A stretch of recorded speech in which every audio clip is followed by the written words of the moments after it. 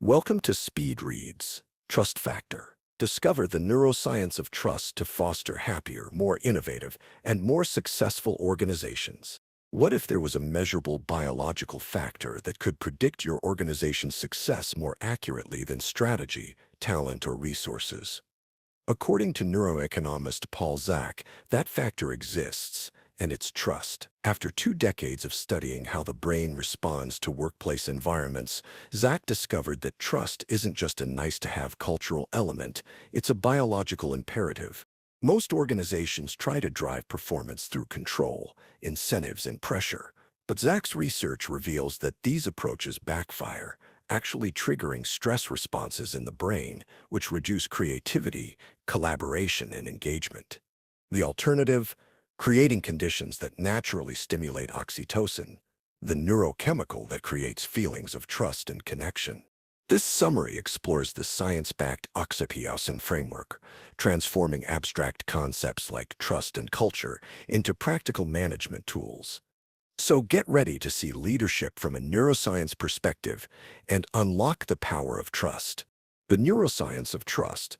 In many modern corporations, trust gets treated like a soft skill, nice to have, but not essential. Leaders often focus on control, rigid processes, and constant oversight. This approach seems logical on the surface. Clear rules and close monitoring should lead to better performance. But neuroeconomist Paul Zak's extensive research reveals a surprising truth. These control-heavy environments actually reduce productivity, innovation, and engagement. Why does this happen? Trust functions as both a feel-good concept and a biological response in your brain involving a hormone called oxytocin. When you experience trust, your brain releases oxytocin, which creates feelings of connection and empathy.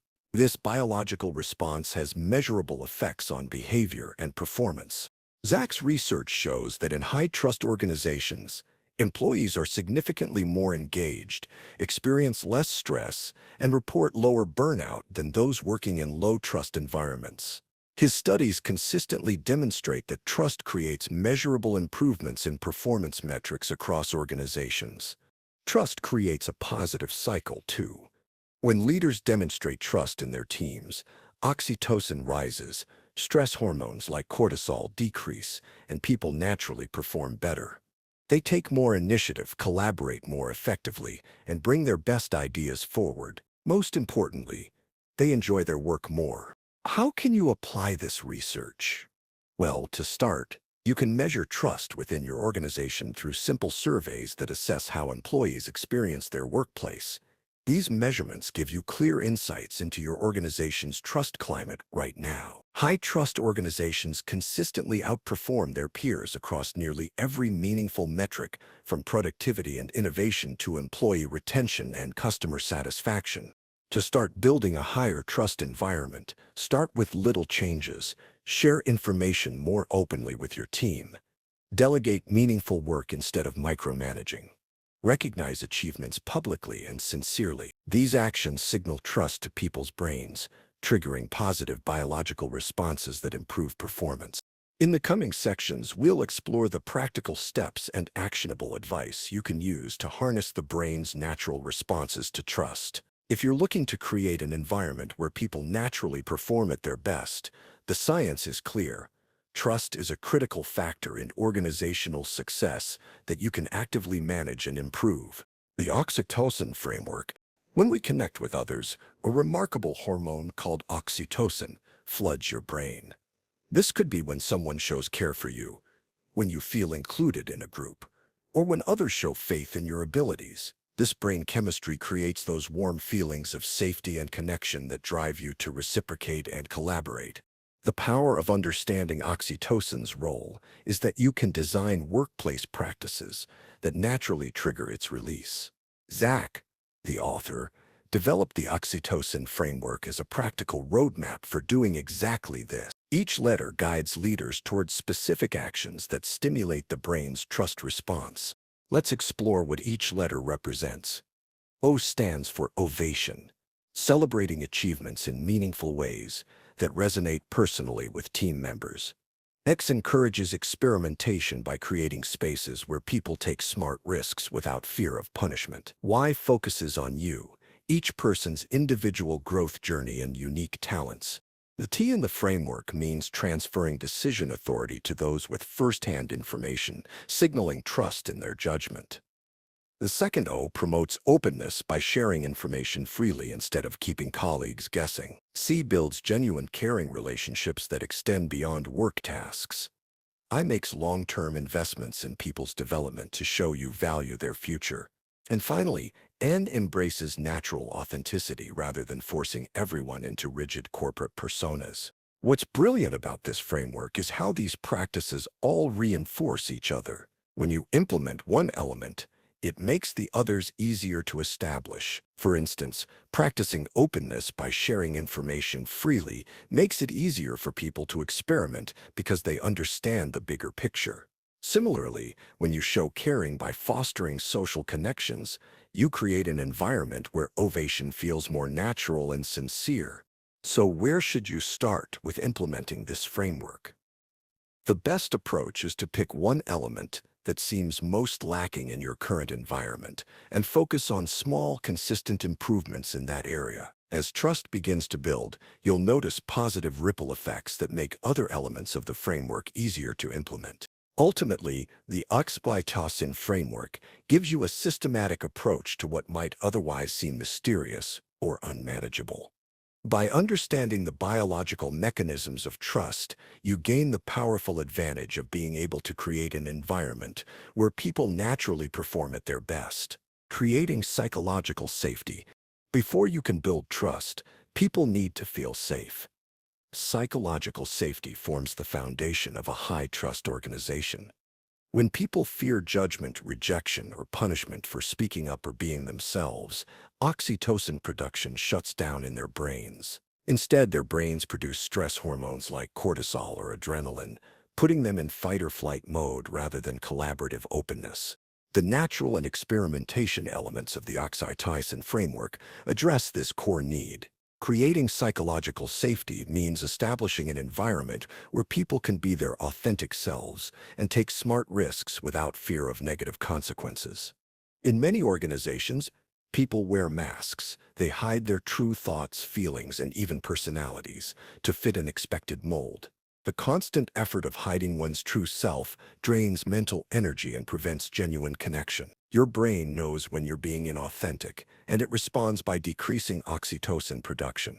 To counter this, leaders must model vulnerability themselves. When you openly admit mistakes, share appropriate personal stories, and speak honestly about challenges, you signal that it's safe for others to do the same. Psychological safety also means creating space for experimentation. Innovation requires risk, and risk includes the possibility of failure. In low-trust environments, people avoid suggesting new ideas because the social and career costs of failure seem too high. To build safety around experimentation, respond to failures with curiosity rather than blame. Ask what can we learn instead of who is responsible. This approach activates the brain's learning centers instead of triggering its threat response. Openness supports psychological safety by reducing uncertainty. When information flows freely, people spend less energy worrying about hidden agendas or unexpected changes, share context for decisions, explain the why behind directives, and provide access to relevant data. This transparency helps people feel secure because they can anticipate and prepare rather than constantly react to surprises. You can build psychological safety through consistent small actions. Start meetings by checking in with everyone personally before diving into business. Respond to new ideas with "tell me more" instead of offering an immediate evaluation. Acknowledge your own uncertainties and ask for help when you need it. These behaviors signal that vulnerability is welcome and safe. As psychological safety increases, you'll notice people speaking up more in meetings, offering creative solutions, and collaborating across team boundaries. They'll bring more of their authentic selves to work because their brains recognize the environment as safe for social connection and trust. With this foundation in place, every aspect of the OXYTOCIN framework becomes more impactful and easier to put into practice. How to empower others through transfer and openness. Once you've established psychological safety, the next step is empowering your team through the transfer and openness elements of the OXYTOCIN framework. These practices build on the foundation of safety by giving people agency and information, two powerful triggers for oxytocin production in the brain. Let's start with transfer. When you transfer decision-making authority to those closest to the information, you create a sense of ownership that transforms how people view their responsibilities. Delegating meaningful decisions rather than just tasks signals trust in people's capabilities. This trust triggers oxytocin release, creating a positive cycle. You show trust, their brain releases oxytocin, and they become more motivated to prove your trust was well placed. Now, this kind of trust can feel risky for leaders. Many hesitate to transfer authority out of caution. The key is to create clear boundaries from the beginning. Clearly define the decision scope, explain the criteria for success, and maintain regular check-ins. This approach balances autonomy with accountability. Rather than micromanaging how the work gets done, focus on outcomes and learning. As Zach's research shows, people granted clear decision-making authority naturally become more invested in their work. Transfer alone isn't enough, though. Openness provides the critical context people need to make decisions effectively. Traditional organizations often share information top-down, on a need-to-know basis. This limited flow of information creates exclusion and uncertainty, states that inhibit oxytocin and amplify stress hormones. When you practice radical transparency, sharing business goals, challenges, and performance data broadly, you include everyone in the organizational story. It turns out that transparency has several positive impacts on the brain.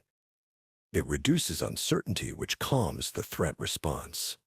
It creates a sense of inclusion, which stimulates oxytocin, and it provides the context needed for better decision-making at all levels. Even simple practices make a difference. Share financial information in understandable terms, explain the reasoning behind strategic decisions, and make organizational goals visible for everyone. When you combine openness with transferred authority, you create a strong foundation of trust. People who understand the bigger picture and have authority to act on that understanding feel valued and connected to the organization's purpose. Their brains respond with heightened creativity, engagement, and commitment. To put these ideas into practice, here's what you can do next. Look for decisions currently made at the top that could be transferred downward. Start small. Perhaps project timelines or resource allocation. Simultaneously, increase the flow of information to support those decisions. You'll quickly notice people taking more initiative and bringing forward solutions rather than just problems. Ovation and authenticity culture. With psychological safety established and people empowered through transfer and openness, you can now focus on the ovation and natural elements of trust in a more meaningful way. Recognition and authenticity thrive in environments where people already feel safe and informed. First up is ovation, or meaningful recognition. Ovation goes far beyond generic Employee of the Month programs or standardized rewards. Effective recognition triggers oxytocin when it feels authentic, specific, and proportional to the accomplishment. Your brain is remarkably good at distinguishing between genuine appreciation and empty praise. When someone acknowledges your specific contribution in a sincere way, your brain releases oxytocin, strengthening your connection to that person and to the organization. Creating an ovation culture means celebrating excellence at all levels. This includes public recognition for major achievements and private appreciation for daily contributions. The most powerful recognition often comes from peers rather than just leaders. When you establish systems for colleagues to recognize each other, you create multiple pathways for meaningful interactions that boost oxytocin throughout your organization. The timing and specifics of recognition also matter tremendously. Immediate feedback creates stronger neural connections than delayed recognition. Being specific about exactly what someone did well enables them to repeat and build on that success. Instead of saying, "Great job on the presentation," try the way you used customer stories to illustrate our impact, made the talk meaningful and memorable. But recognition truly resonates when it's authentic. In organizations where people feel they can be their true selves, praise feels more genuine and connections grow stronger. Research shows that authenticity at work correlates strongly with overall trust levels and performance outcomes. When you encourage people to bring their whole selves to work, their unique perspectives, communication styles, and creative approaches, you tap into a wealth of diverse thinking that sparks innovation. Leaders can model authenticity by sharing appropriate personal stories, admitting knowledge gaps, and openly expressing genuine emotion. When leaders do this, others feel permission to do the same. This creates a positive cycle. Authentic behavior leads to stronger connections, which increase oxytocin, which in turn promotes more trust and authenticity. To bring Ovation and Natural into action, start by examining your current recognition practices. Are they timely, specific, and authentic? Create more opportunities for peer recognition through simple tools like appreciation boards or dedicated time in team meetings. Simultaneously, look for ways to celebrate uniqueness and discourage conformity. Together, meaningful recognition and authentic self-expression create lasting bonds of trust that inspire exceptional performance, leading growth and responsibility. Finally, sustaining a culture of trust requires leaders to embrace personal growth and responsibility.